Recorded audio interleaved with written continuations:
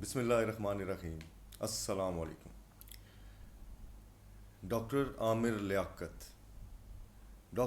لیاقت کی شخصیت کیسی تھی؟ آج ہم اس پہ تھوڑی سی بات کریں گے. 1971 سے 2022 تقریباً 51 ایئرز اولڈ.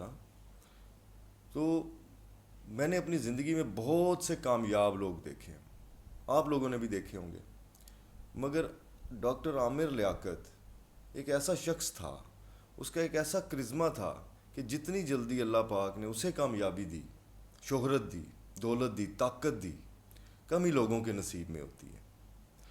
تو اب جب سے اللہ پاک نے اسے اپنے پاس بلایا ہے اور اس دنیا فانی سے وہ چلے گئے ہیں، تو ایک سوال بڑا بار بار دماغ میں آتا ہے ہر انسان کے کہ آخر اس کی موت کی وجہ کیا بنی. ابھی کوئی اس کی ایج تو نہیں تھی یا دیکھنے میں تو نہیں لگتا تھا، مگر اس کی ایک اچانک موت نے بہت سے سوالات کو جنم دیا. میں یہ سمجھتا ہوں کہ 3 چیزیں جو ہیں وہ اس کی موت کی وجہ بنی ہیں. 3 چیزیں جس میں سے اگر وہ 3 چیزیں سے بچنا ہونا تو اللہ رب العزت نے ہمیں ایک بہت بہترین سا طریقہ بتایا اس کا کہ عاجزی اور انکساری یہ ایک ایسی چیز ہے کہ جو انسان کو کبھی بھٹکنے نہیں دیتی. تو ان 3 چیزوں کے بارے میں ہم اگر بات کریں، میرے خیال میں وہ کون کون سی چیز ایسی ہے جو اس انسان کی موت کی وجہ بنی. تو ان 3 چیزوں میں سے ایک چیز جو ہے میں سمجھتا ہوں کہ شہرت اور طاقت. شہرت اور طاقت جو ہے نا جی، وہ ایک ایسی چیز ہے جیسے کہ عامر لیاقت نے جب پروگرام کرنے شروع کیے، عالم آن لائن اور بہت سے پروگرام، وہ ایک ٹرینڈ سیٹر تھا. وہ شخص جو تھا وہ ایک ٹرینڈ سیٹر تھا. میں سمجھتا ہوں کہ اس نے جو بھی پروگرام کیے وہ اس کی کامیابی کی ضمانت ہوتے تھے. بچے، بوڑھے، مرد، خواتین سب اسے دیکھتے تھے اور وہ یہ سمجھتے تھے کہ ایک بہت اتنا نوجوان، اتنا خوبصورت اور ایک بہت نیک انسان، اور جو کہ میں سمجھتا ہوں کہ ہم سے بہت ایک اچھا انسان تھا. وہ ہم تو سبھی گنہگار ہیں، کون پرفیکٹ ہوتا ہے؟ لہٰذا اللہ پاک ان کی مغفرت کرے، ان کے درجات بلند کرے. ہم سب کو یہ دعا کرنی چاہیے. اور بات کرتے ہیں کہ ان کی شہرت اور طاقت. تو ان کو جس پروگرام میں جاتے تھے، میڈیا والے، چینلز والے ان کے پیچھے ہوتے تھے. اس کے بعد اس انسان نے جب سیاست میں قدم رکھا تو کون سی ایسی سیاسی جماعت تھی جو یہ نہیں چاہتی تھی کہ ڈاکٹر عامر لیاقت ان کا حصہ بن جائے؟ تو پھر وہ اللہ رب العزت نے انہیں ماشاءاللہ ایم این اے بھی بنایا. اس کے بعد جب وہ شہرت اور اس کا وہ ڈاؤن فال آیا، کیونکہ رہتی صرف اللہ پاک کی ذات ہے، باقی تو ہر عروج کو زوال ہے، ہر زوال کو عروج ہے. تو جب ان کی شہرت کو زوال آیا تو یہ سب ان کے پیچھے جو کچھ ہو رہا ہے آپ سب جانتے ہیں. چلیں اس پہ بعد میں بات کرتے ہیں. اب دوسری چیز تھی فیملی. اب دیکھیں اس انسان نے اتنے عروج میں دیکھا، سب کچھ دیکھا، تو مگر وہ اپنی ازدواجی زندگی میں خوش نہیں تھا.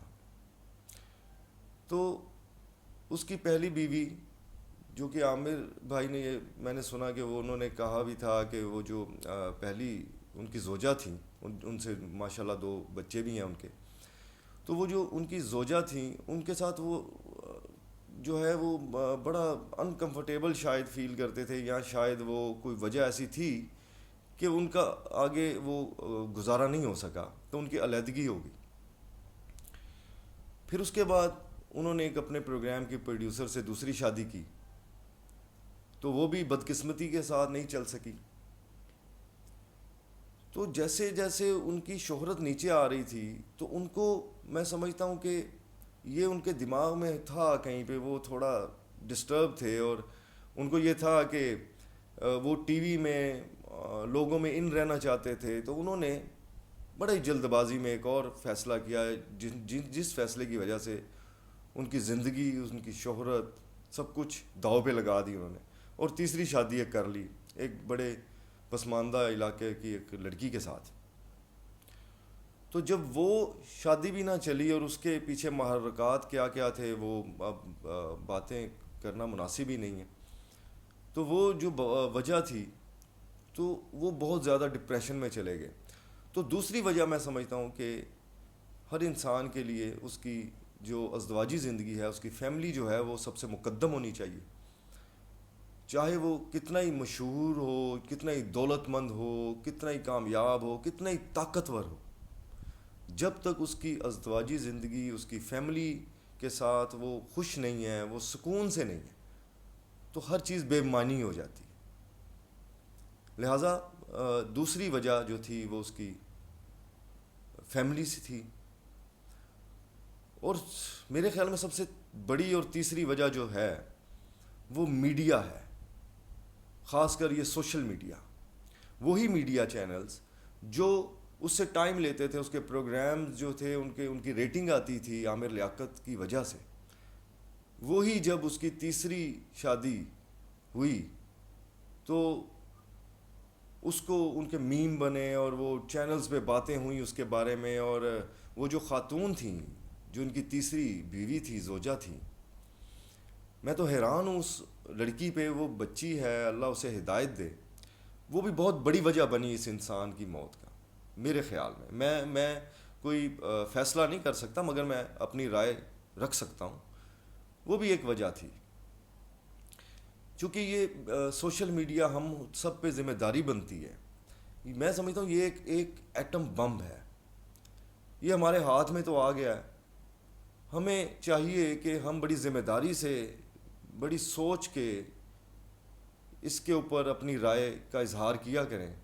اور میں یہ دیکھتا ہوں کہ ہم لوگ ویسے نارمل لائف میں ہم میں سے کچھ لوگ ایسے نہیں ہیں، مگر جب موبائل ان کے ہاتھ میں آتا ہے تو وہ کچھ بھی کر جاتے ہیں بنا سوچے سمجھے، اور یہ نہیں دیکھتے کہ ان کی ایک غلطی کتنے لوگوں کی بربادی کا باعث بن سکتی ہے.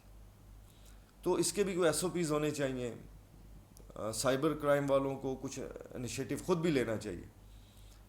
تو وہ دیکھیں، اس میں عامر بھائی کی بھی شاید یہ غلطی ہوگی کہ اپنی پرسنل لائف کو اس طرح بس میں سمجھتا ہوں کہ انہیں ان رہنے کی ایک عادت پڑ گئی تھی. وہ ان سے صبر نہیں ہوا، جلد بازی. وہ ایک ہائپر نیچر کے آدمی تھے، بڑے جلد باز تھے. آپ نے دیکھا ہوگا کسی بھی پروگرام میں بڑے ایکٹیو، بڑا جلدی میں فیصلے، جلدی میں باتیں. تو یہ بھی بڑا نقصان دیتا ہے کبھی کبھی. تو انہوں نے جو وہ کیا، اور وہ اپنی لائف، وہ میمز، اور وہ بڑا ایک غلطی تھی. اور وہ اس لڑکی نے جو کیا، ایک فیملی کی، دیکھیں ایک میاں بیوی کے 100 معاملات ہوتے ہیں جو شاید وہ اپنے بچوں سے بھی شیئر نہیں کرتے. تو وہ آپ سمجھتے ہیں، آپ سب دیکھ رہے ہیں، مگر اس پہ ہمیں اس آگ کو یہیں روکنا چاہیے. میں سمجھتا ہوں کہ ہمیں اس کو کنڈم کرنا چاہیے. یہ سوشل میڈیا پہ ایسی ویڈیوز اور ایسی چیزیں جو ہیں، ان کو ہمیں گورنمنٹ کو چاہیے. اور کیونکہ یہ آگ جو ہے، خدا نخواستہ یہ آج عامر لیاقت تو چلا گیا، مگر وہ بہت بڑا سبق دے کر گیا، اور ہمیں اس سے سبق حاصل کرنا چاہیے. بس یہی کہوں گا، باقی فیصلہ آپ لوگوں کے ہاتھ میں. اللہ پاک آپ کا حامی و ناصر ہو. السلام علیکم.